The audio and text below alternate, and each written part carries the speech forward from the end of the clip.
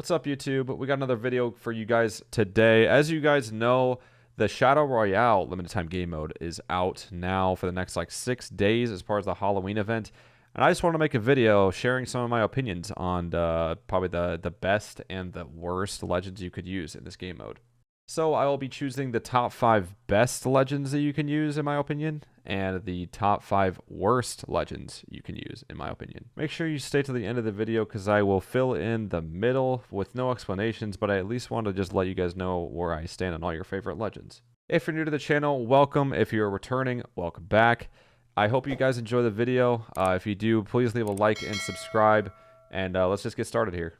We're going to start with the bottom 5 legends I think you should be using in this game, with number 1 being the worst. Keep in mind, this is just my opinions and me playing the game for literally just like 1 day. Anyways, coming in at number 5, I'm going to put Seer. First off, Seer is already an average to below average legend, and this game mode just takes away one of the big things that actually makes him decent. The enemies are fucking highlighted already. The game mode is pretty much just like a pub match. You're going to know where all the teams are because there's going to be constant shooting, constant third parties. You're not going to need a Seer to like rat out a team at a building or something. And like I said, the enemies are already highlighted, and for that reason, I don't even have Bloodhound in my top 5 best legends. Spoiler alert. At number 4, I am going to put Crypto. Kind of similar to Seer, you really wouldn't get much value out of the information he would give you. In fact, I think the only real value you would get out of Crypto is his ultimate. And even that can't even like kill a Shadow.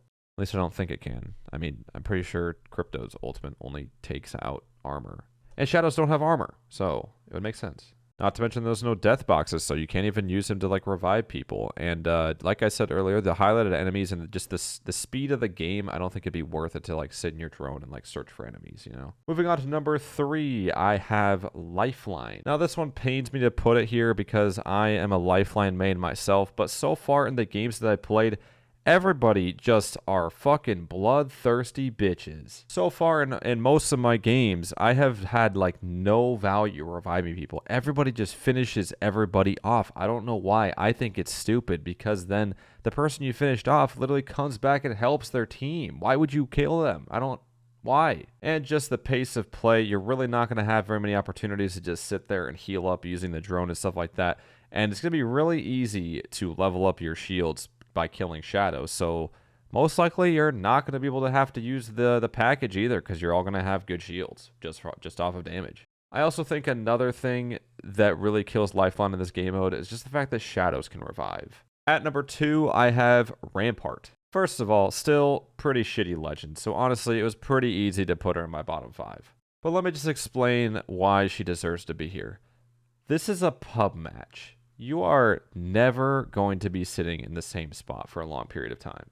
And if you do sit in the same spot the whole match, most likely the Shadows are going to find a way to flank you and to slap your ass until you're dead. Yeah, you probably could get some value with Sheila, but you're going to be running around with it so slowly that, again, the Shadows are probably going to eat your ass. She's just not a good legend for this game mode, honestly. By the time you get a barrier down, you're going to have to either move to the next fight or you're going to get shot in the back because there's literally people all around you and it's just third party central.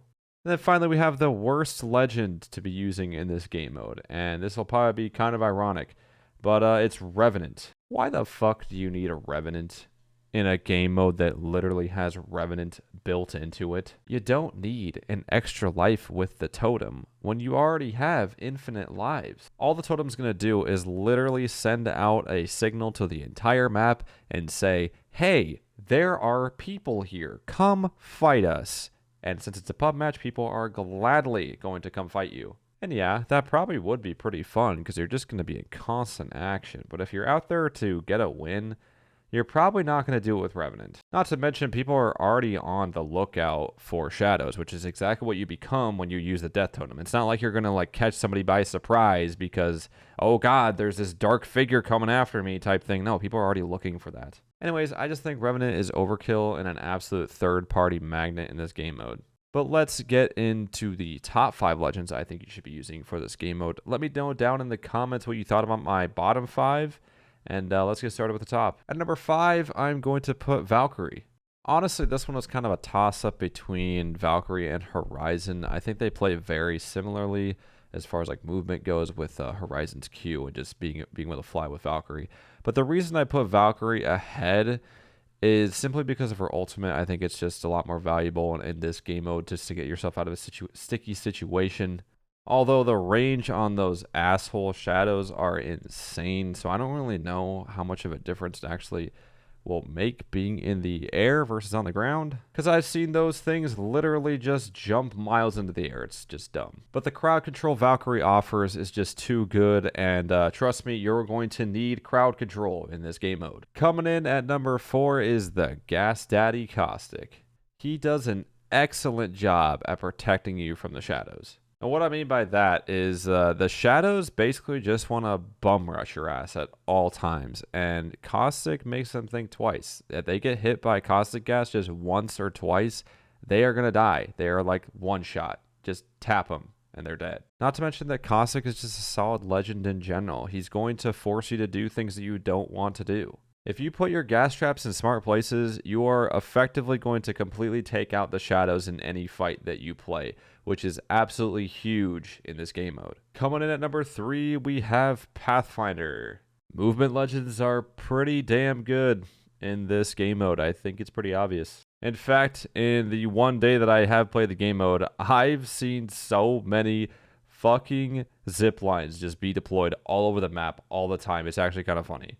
But anyways, yeah, you need to move during this game mode, and Pathfinder is going to help you do that. And of course, his grapple is his grapple. I'm sure it'll help you get away from a lot of the shadows, or maybe the shadow will just fucking kick you in the ass, and he'll just punch you across the map. Who knows? And of course, you could scan the beacons as well if you wanted to play it like a ranked game. But besides that, like I said, Pathfinder is just going to be a really solid way of transportation, and that brings me to our number 2, which is Octane. Really just the same reason I like Pathfinder. It's just that pad is just way too valuable.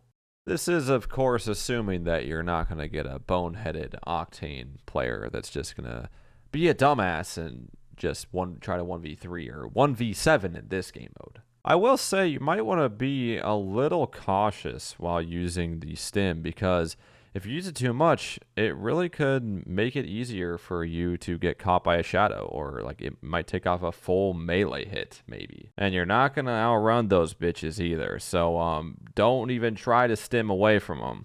In fact, the more I talk about this, honestly, I should just switch Octane and Pathfinder, to be honest, because I think the grapple will be better in this game mode. But anyways, yes, pad, you absolutely need it. You need to be able to move quickly in this game mode. You know, I'd probably just try to make sure, though, that nothing is going to be following you. And at number 1, this one might surprise you. I don't know. I have Loba. All I know is that so far when I have played this game, I have really enjoyed when there's been a Loba on my team. She's just been so useful. I don't know if they like decreased the amount of loot in this game or like decreased the weapon drops or something, but I swear to God, it has been impossible to find weapons off drops sometimes, and Loba makes that a lot easier. And on top of that, you just need to find as much loot as possible because there's more enemies in the game. You're going to be needing health more. You're going to be needing more ammo. Just as much loot as you can, the better. Like seriously, like literally any time a Loba puts down her black market when I have one on my team, it has been useful every single time. Then of course you have the jump drive, which obviously is really good for movement. You'll probably need that every once in a while to get away from one of the shadows. And we all know how Loba endgame is, just to plop down that black market and steal all the motherfucking loot. Anyways, now I'm just going to quickly go over my number 6 through 13 legends just to tell you guys where I stand on all of them. Number 6, Horizon. I discussed that earlier. Number 7, Wraith. Number 8, Watson. Number 9, Gibby. Number 10, Bloodhound. Number 11, Bangalore. Number 12, Fuse. And number 13, Mirage. Let me know what you guys think down in the comments sections below, and I might be able to give you a little bit more explanation as to why I place the legends where I place them. Thank you guys for watching, and we'll see you next time.